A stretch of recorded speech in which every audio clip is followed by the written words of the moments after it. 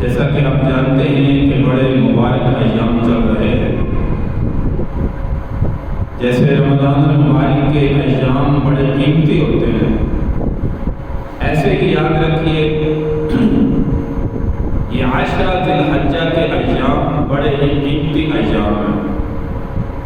ان ایام کے اندر بھی زیادہ سے زیادہ اپنے اللہ کی ذات کو راضی کرنے کی کوشش کرنی چاہیے۔ عبادات میں ایک دوسرے سے بڑھ چڑھ کر حصہ لینا چاہیے، جتنا ہو سکے کثرت سے کلام مجید فرقان حمید کی تلاوت میں وقت گزاریں، نوافل میں وقت گزاریں۔ جیسے رمضان میں فرض روزے رکھتے ہیں، ان ایام میں نفلی روزوں میں وقت گزاریں، اور جتنا ہو سکے اپنے اللہ سے معافی مانگنے میں وقت گزاریں۔ ہر نیکی میں ایک دوسرے سے بڑھ چڑھ کر عشرہ ذی الحجہ میں جو ہے وقت گزارنے کی کوشش کریں۔ ہر ایک لمحہ ان کا جو ہے وہ قیمتی ہے، اور جیسا کہ میں نے کہا کہ اللہ تبارک و تعالیٰ نے جیسے رمضان المبارک کی گھڑیوں کو قیمتی بنایا ہے، ان ایام کی گھڑیوں کو بھی اللہ نے ویسے ہی قیمتی بنایا ہے۔ اور جتنا ہو سکے یوم عرفہ تک، 9 ذی الحجہ تک روزوں کے اندر وقت گزاریں، اور اگر جو ہے یہ 9 روزے نہیں رکھ سکتے تو کم از کم ایک روزہ یوم عرفہ کا 9 ذی الحجہ کا لازمی جو ہے وہ رکھیں۔ سیدہ عائشہ صدیقہ رضی اللہ تعالی عنہا ام المؤمنین، ہم سب کی ماں، مومنین کی ماں، زندگی میں یوم عرفہ کا روزہ کبھی نہیں چھوڑا۔ اور آپ جانتے ہیں کہ آج سے 1400 سال قبل دیکھیے سعودی عرب کی گرمی جو ہے وہ کتنی مشہور اس وقت بھی ہے۔ وہ تو مساجد کے اندر اور رہائشی انتظام کے اندر اس وقت جو ہے وہ اے سی کا نظام ہے، ٹھنڈک کا نظام ہے، لیکن آج سے 1400 سال قبل اندازہ لگائیے، اس وقت جو ہے کوئی ایسا انتظام نہیں ہوتا، گرمی کی شدت ہوتی تھی، جو اس وقت میں 14 صدی گزرنے کے بعد گرمی مشہور ہے۔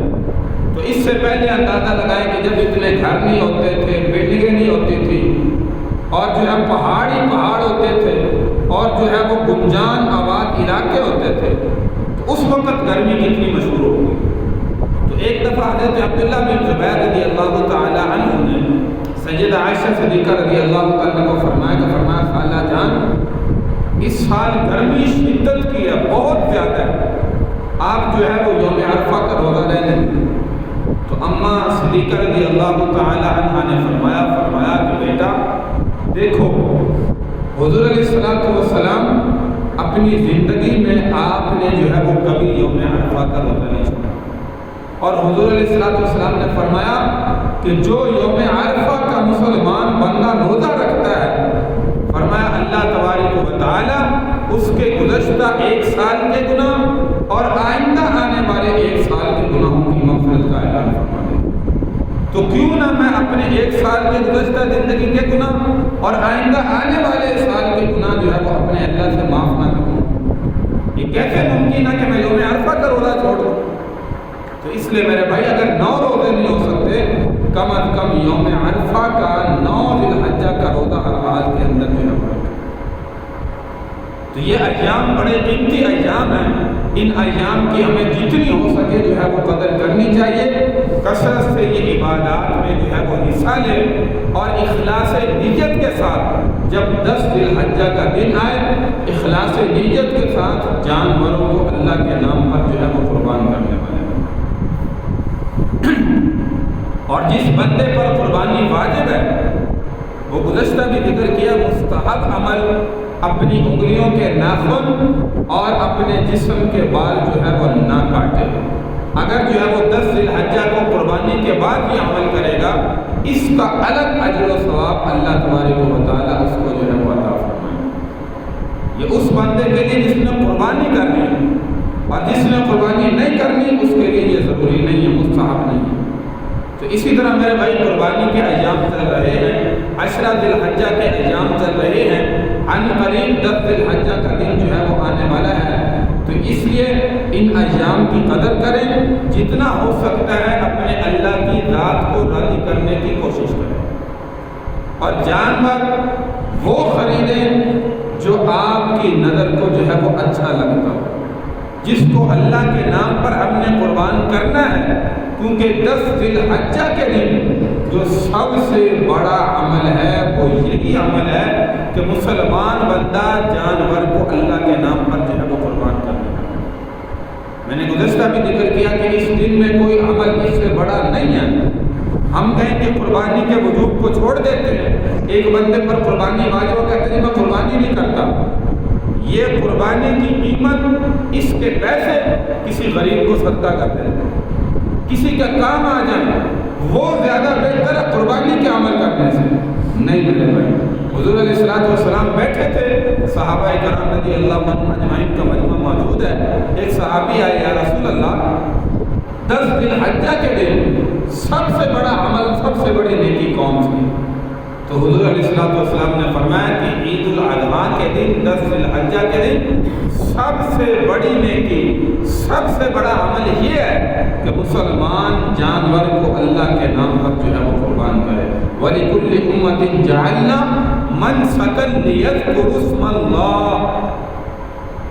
اور یہ قربانی کا عمل حضرت ابراہیم علیہ السلام کی سنت نہیں ہے کہ صرف حضرت ابراہیم علیہ السلام کی سنت ہے اس لیے ہم کرتے ہیں، یہ قربانی کا عمل میرے بھائی آدم علیہ السلام سے چل رہا ہے۔ وَلِكُلِّ أُمَّةٍ جَعَلْنَا مَنْسَكًا لِيَذْكُرُوا اسْمَ اللَّهِ عَلَىٰ مَا رَزَقَهُم مِّن بَهِيمَةِ الْأَنْعَامِ۔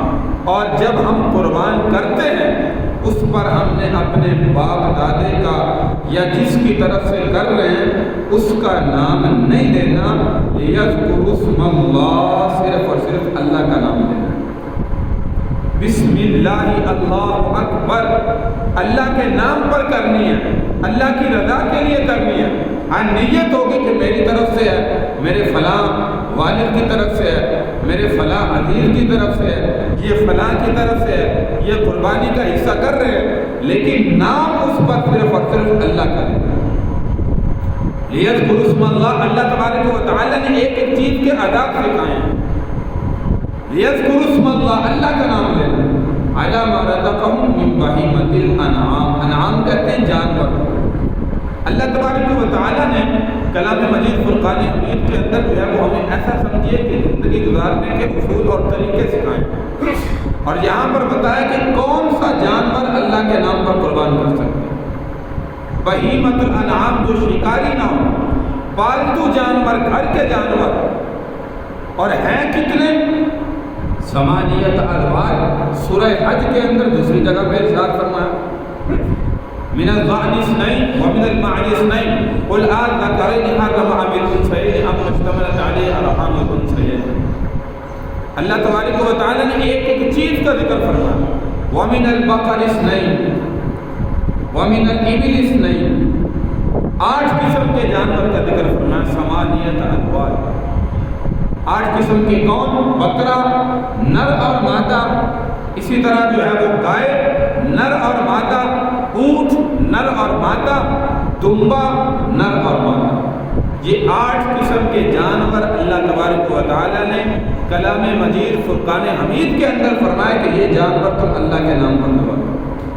ہرن حلال جانور، لیکن چونکہ پالتو جانور نہیں ہے، ہم گھر میں نہیں رکھتے، یہ شکاری جانور ہے، اور بھی پایا سنگا حلال جانور ہے، ہرن حلال جانور ہے، اور بہت سے حلال جانور ہیں، لیکن ان کی قربانی کرنے کا جو ہے وہ حکم ہمیں نہیں دیا گیا۔ وہ جانور ہم عید الاضحیٰ کے موقع پر اس میں قربانی کا عمل نہیں کر سکتے، ہیں حلال جانور